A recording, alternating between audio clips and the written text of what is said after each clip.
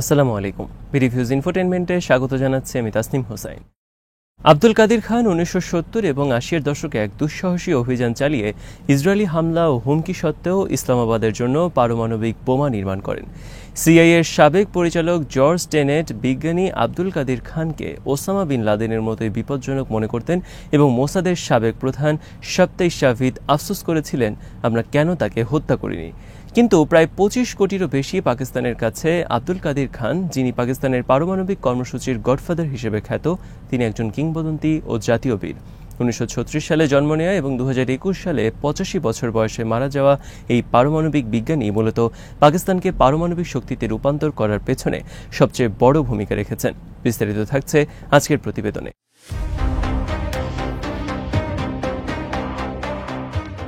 আব্দুল কাদির খান এক জটিল ও গোপন আন্তর্জাতিক নেটওয়ার্ক পরিচালনা করতেন, যা ইরান, লিবিয়া ও উত্তর কোরিয়াকে তাদের পারমাণবিক কর্মসূচিতে সহায়তা করেছে। এই দেশগুলোর মধ্যে একটি হল উত্তর কোরিয়া। ইসরায়েল নিজেই একটি পরমাণু শক্তিধর রাষ্ট্র, যদিও তারা তা কখনো স্বীকার করেনি। তবে ইসরায়েলের বিরুদ্ধে অভিযোগ রয়েছে যে তারা পাকিস্তানকে পরমাণু শক্তি হওয়া থেকে বিরত রাখতে প্রচেষ্টা চালিয়েছে এবং নানা রকম হুমকিও প্রদান করেছে।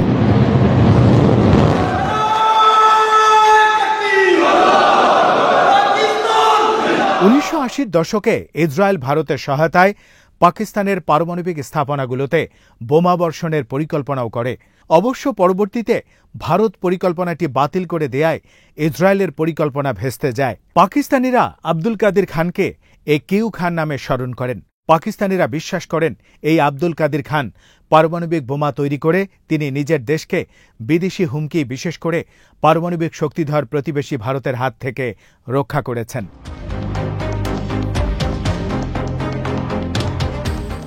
পাকিস্তান প্রথম পারমাণবিক বোমা তৈরির সিদ্ধান্ত নেয় দেশটির চিরশত্রু ভারত এই বোমা তৈরির ক্ষমতা অর্জনের পর।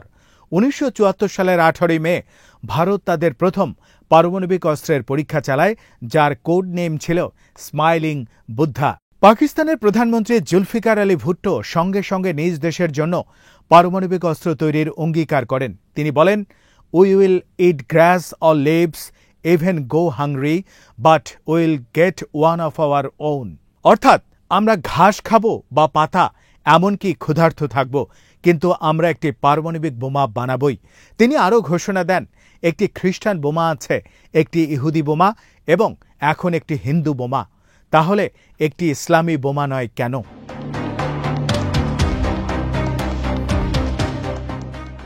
ভারতীয় উপমহাদেশে ব্রিটিশ শাসনের সময় জন্ম নেওয়া আব্দুল কাদির খান 1960 সালে করাচি বিশ্ববিদ্যালয়ে বিজ্ঞান বিভাগে ডিগ্রি অর্জনের পর বার্লিনে ধাতুবিদ্যা প্রকৌশলী নিয়ে পড়াশোনা করেন। এরপর নেদারল্যান্ডস এবং বেলজিয়ামেও লেখাপড়া করেন। 1974 সালে খান আমস্টারডামে ইউরেনকো নামের একটি বড় পারমাণবিক জ্বালানি কোম্পানির সাব কন্ট্রাক্টর হয়ে কাজ করছিলেন।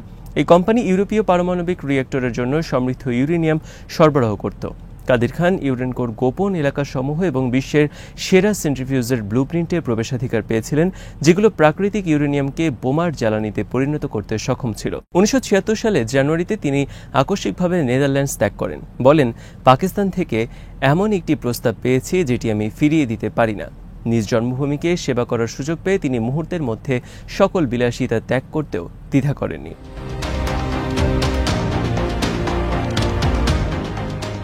পরে তার বিরুদ্ধে অভিযোগ আনা হয় তিনি ইউরোপিয়ান সেন্ট্রিফিউজের একটি নকশা চুরি করেছেন। সে বছরের জুলাইয়ে তিনি রাওয়ালপিন্ডিতে একটি গবেষণাগার প্রতিষ্ঠা করেন, যা পরমাণু অস্ত্রের জন্য সমৃদ্ধ ইউরেনিয়াম তৈরি করত। প্রথম কয়েক বছর এই অভিযান গোপনে চলতে থাকে। যেসব যন্ত্রাংশ দরকার ছিল, ডামি কোম্পানির মাধ্যমে খান তা আমদানি করতেন।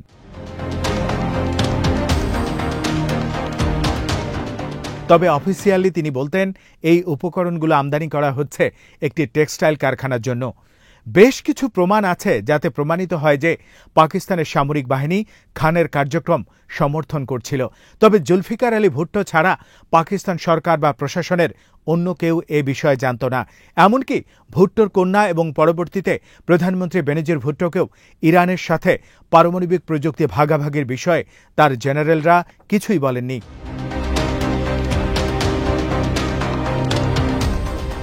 1979 সালের জুনে 8 ডেইজ নামক একটি ম্যাগাজিনে খানের গোপন কর্মসূচি ফাঁস করে দেয়।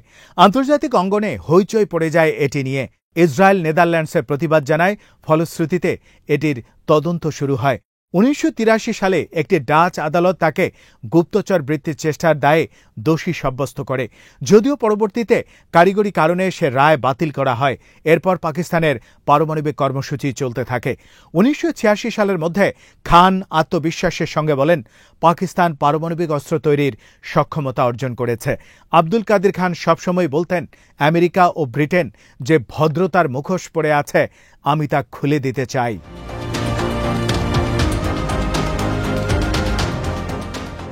এরপর পাকিস্তানের পারমাণবিক কর্মসূচি ধ্বংস করতে বেশ কিছু চেষ্টাও হয়েছিল, এমনকি কাদির খানকে হত্যা করার চেষ্টাও করা হয়েছিল।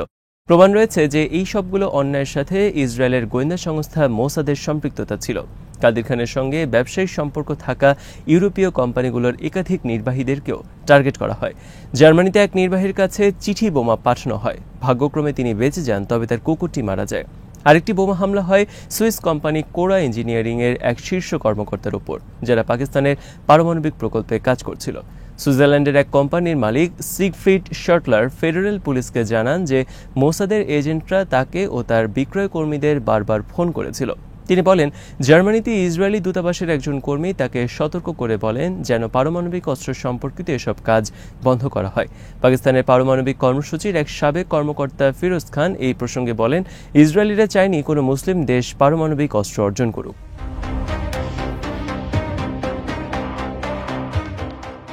1980-র গোড়ার দিকে ইসরায়েল ভারতকে প্রস্তাব দেয় যে তারা যেন পাকিস্তানের রাওয়ালপিন্ডি জেলার কাহুটা পারমাণবিক স্থাপনাটি বোমা মেরে ধ্বংস করতে ইসরায়েলকে সহায়তা করে। ভারতের তৎকালীন প্রধানমন্ত্রী ইন্দিরা গান্ধী প্রথমে এই হামলার অনুমোদন দেন। পরিকল্পনায় ছিল ইসরায়েলি F-16 ও F-15 যুদ্ধবিমানগুলো ভারতের গুজরাট রাজ্যের জামনগর বিমান ঘাঁটি থেকে উড়ে গিয়ে পাকিস্তানের কাহুটা স্থাপনায় বোমা বর্ষণ করবে।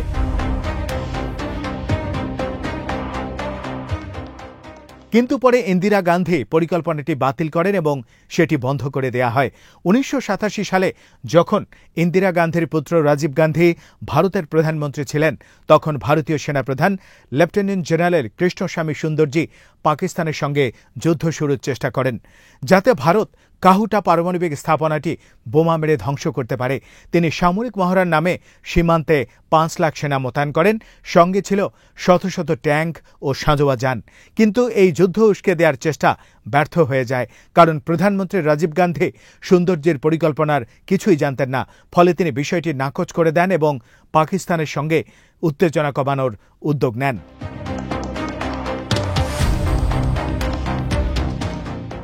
ভারত ও ইসরায়েলের বিরোধিতা সত্ত্বেও পাকিস্তান গোপনে মার্কিন যুক্তরাষ্ট্র ও চীনের সহায়তা পায়।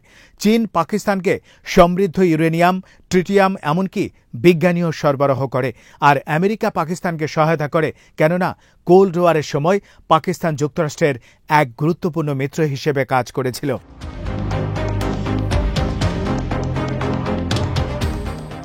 মার্কিন প্রেসিডেন্ট জিমি কার্টার 1979 সালের এপ্রিল মাসে পাকিস্তানের পারমাণবিক কর্মসূচি ফাঁস হওয়ার পর সহায়তা বন্ধ করে দেন, কিন্তু কয়েক মাসের মধ্যেই সেই সিদ্ধান্ত পাল্টে ফেলেন, কেননা এরই মধ্যে সোভিয়েত ইউনিয়ন আফগানিস্তান দখল করে নেয়। ফলে এই অঞ্চলে আধিপত্য ধরে রাখতে পাকিস্তানের সহায়তার প্রয়োজন ছিল আমেরিকার।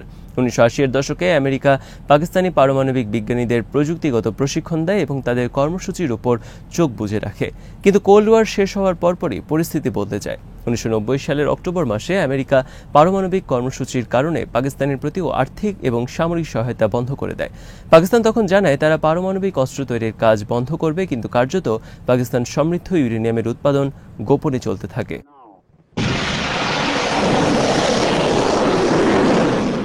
1998 সালের 11 মে ভারত পারমাণবিক অস্ত্রের পরীক্ষা চালায়।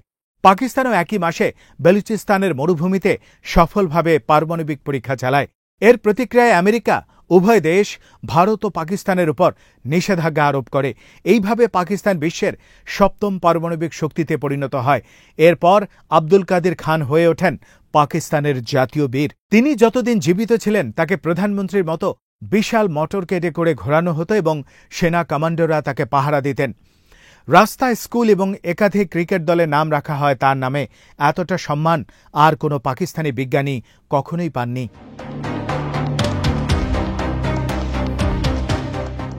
কিন্তু আব্দুল কাদের খান আরেকটি ঐতিহাসিক কাজও করেন। ১৯৮০ দশকের মাঝামাঝি তিনি একটি আন্তর্জাতিক পারমাণবিক নেটওয়ার্ক পরিচালনা করেন, যা ইরান, উত্তর কোরিয়া ও লিবিয়াকে প্রযুক্তি ও নকশা সরবরাহ করত। তিনি পাকিস্তানের প্রোগ্রামের জন্য যত যন্ত্রাংশ লাগত তার দ্বিগুণ অর্ডার দিতেন এবং অতিরিক্ত অংশগুলো গোপনে বিক্রি করতেন। ১৯৮৬ থেকে ২০০১ সালের মধ্যে পাকিস্তান ইরানকে বোমা তৈরির প্রয়োজনীয় যন্ত্রাংশ সরবরাহ করত। মোসাদ ১৯৮০ ও ৯০ দশকে খানের মধ্যপ্রাচ্য সফরগুলোর উপর নজর রাখত, কিন্তু তারা বুঝতে পারেননি তিনি কি করছেন। পরে মোসাদের তৎকালীন প্রধান সাবাতাই সাভিব বলেন, তিনি যদি খানের উদ্দেশ্য বুঝতে পারতেন তাহলে ইতিহাসের গতিপথ বদলাতে খানকে হত্যার নির্দেশ দিতেন।